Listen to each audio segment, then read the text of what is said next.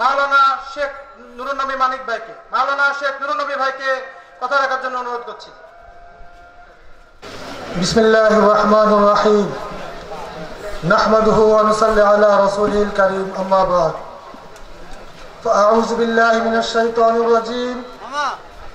قال الله تعالى في القرآن الكريم وفرقانه المجيد ولو شئنا لرفعنا بها ولكنه أخلد إلى الأرض إلى آخر الآية صدق الله العلي العظيم।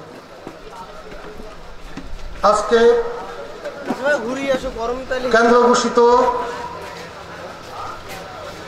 গণসংযোগ উপলক্ষে আয়োজিত এই যুব সমাবেশের সম্মানিত সভাপতি, মঞ্চে উপবিষ্ট অতিথিবৃন্দ,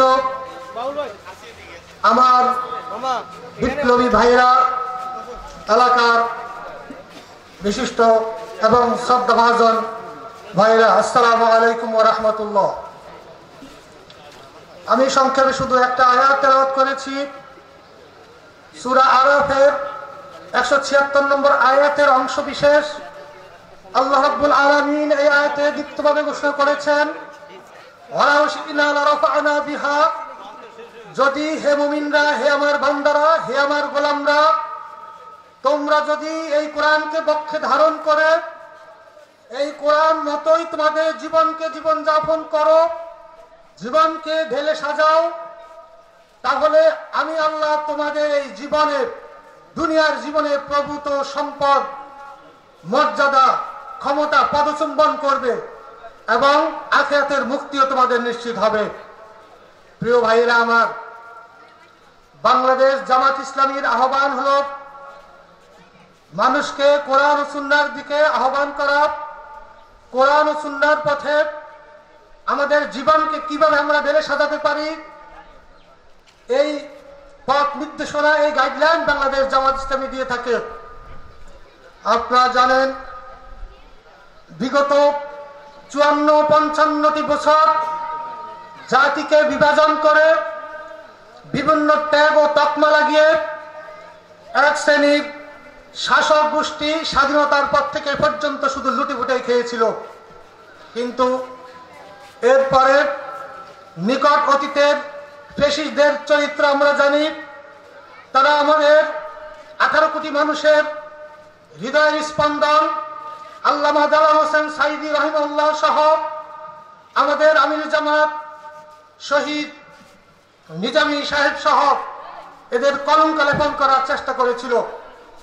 কিন্তু আমি আপনাদেরকে স্মরণ করিয়ে দিতে চাই, আল্লাহ রাব্বুল আলামিন এই আয়াতের যে দীপ্ত ঘোষণা করেছেন যে তোমরা যদি কোরআনের পথে চলো, আমাকে ভয় করে নিজের জীবনকে ঢেলে সাজাও, তাহলে আমি আল্লাহ তোমাদের যত কলঙ্ক লেপনের চেষ্টা করুক না কেন, যারাই করবে তাদেরকে আমি নিঃশেষ করে দিব।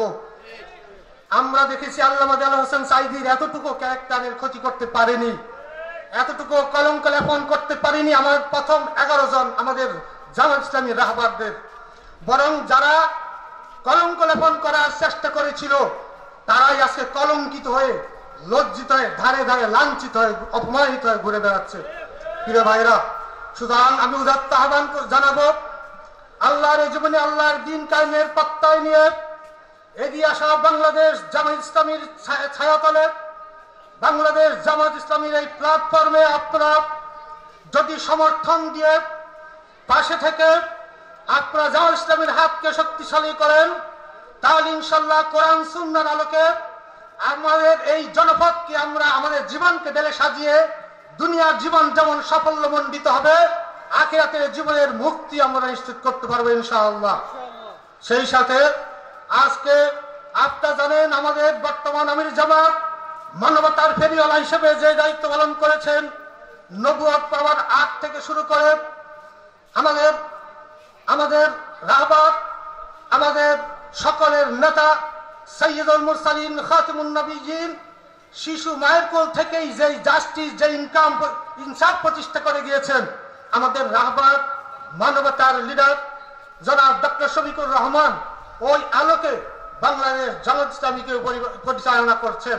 সুতরাং আপনারা যদি বাংলাদেশ জামাত ইসলামীর পতাকা তলে এসে, প্ল্যাটফর্মে এসে আমাদের হাতকে শক্তিশালী করেন, এদেশের সোনালী সমাজ বিনির্মাণ হতে বেশি দেরি হবে না ইনশাআল্লাহ। এই উদাত্ত আহ্বান রেখে আপনাদেরকে আমাদের প্ল্যাটফর্মের আহ্বান রেখে ছায়াতলে আসার আহ্বান রেখে আমার বক্তব্য এখানে শেষ করছি। ওয়া আখির দাওয়ানা আলহামদুলিল্লাহি রাব্বিল আলামিন।